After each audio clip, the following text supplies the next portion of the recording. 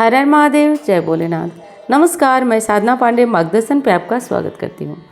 तो चलिए दोस्तों, आज हम सुनेंगे प्रदोष व्रत कथा के बारे में। इस प्रदोष को गुरु प्रदोष के नाम से जाना जाता है। गुरु प्रदोष का व्रत करने से समस्त पापों से मुक्ति हो जाती है, संकटों से मुक्ति हो जाती है। साथ ही कुंडली में गुरु ग्रह अगर कमजोर हो तो बृहस्पति मार्केश हो तो उस अवस्था में भी यह काफ़ी लाभप्रद होता है। तो आप व्रत करते हैं तो अति उत्तम, नहीं व्रत करते हैं फिर भी आप इस कथा का श्रवण कर सकते हैं। आपको आनंद मिलेगा, भोलेनाथ की विशेष कृपा भी प्राप्त होगी। वैसे गुरुवार का जो प्रदोष आता है वो पति पुत्र इस संबंधी सभी समस्याओं का नाश करने वाला आता है। कुंडली में कमजोर बृहस्पति के दुष्प्रभावों को दूर करने वाला होता है। तो चलिए हम सुनते हैं गुरु प्रदोष व्रत कथा। त्रयोदशी तिथि में सायंकाल को प्रदोष काल के समय भोलेनाथ की पूजा की जाती है। प्रदोष व्रत को मंगलकारी एवं शिव की कृपा दिलाने वाला कहा गया है। गुरु प्रदोष व्रत को करने से 100 गाय दान करने के बराबर फल मिलता है। यह सभी प्रकार के कष्ट और पापों को नाश करता है। इस व्रत की कथा श्रवण करने से यानी सुनने से ऐश्वर्य यज्ञ का संपूर्ण फल मिलता है। गुरु प्रदोष व्रत शत्रुओं का विनाश करने वाला है। सूत जी के अनुसार यह अति श्रेष्ठ और शत्रु विनाशक है, शिव को अति प्रिय है। इस व्रत कथा के अनुसार एक बार इंद्र और वृत्तासुर की सेना में घनघोर युद्ध हुआ। देवताओं ने दैत्य सेना को पराजित कर नष्ट भ्रष्ट कर डाला। यह देख वृत्तासुर अत्यंत क्रोधित होकर स्वयं युद्ध को उद्धत हुआ। आसुरी माया से उसने विकराल रूप धारण कर लिया। सभी देवता भयभीत हो गए और भयभीत होकर देवगुरु बृहस्पति की शरण में पहुँचे। बृहस्पति महाराज बोले, मैं तुम्हें वृत्तासुर का वास्तविक परिचय दे दूं। वृत्तासुर बड़ा तपस्वी और कर्मनिष्ठ है।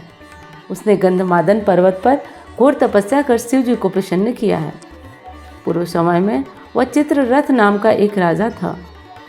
वह बार बार अपने विमान से कैलाश पर्वत को चला गया।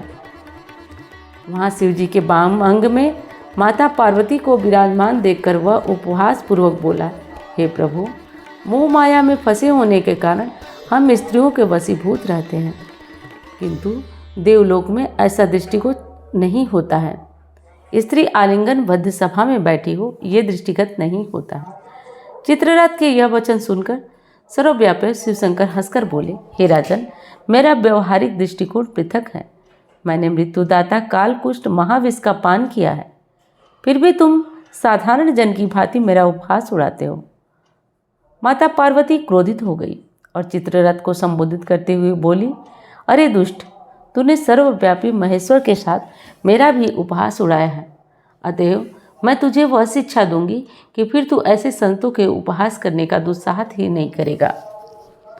अब तू दैत्य रूप धारण कर विमान से नीचे गिर और मैं तुम्हें श्राप देती हूँ। जगदम्बा भवानी के अभिशाप से चित्ररथ नामक राक्षस योनि को प्राप्त हुआ और त्वचा नामक ऋषि के श्रेष्ठ तप से उत्पन्न हो वृत्तासुर बना। देवगुरु बृहस्पति बोले, वृत्तासुर बाल्यकाल से शिवभक्त रहा है, अतएव हे इंद्र, तुम बृहस्पति प्रदोष का व्रत कर भगवान शंकर को प्रसन्न करो। देवराज ने गुरुदेव की आज्ञा का पालन कर बृहस्पति प्रदोष का व्रत किया।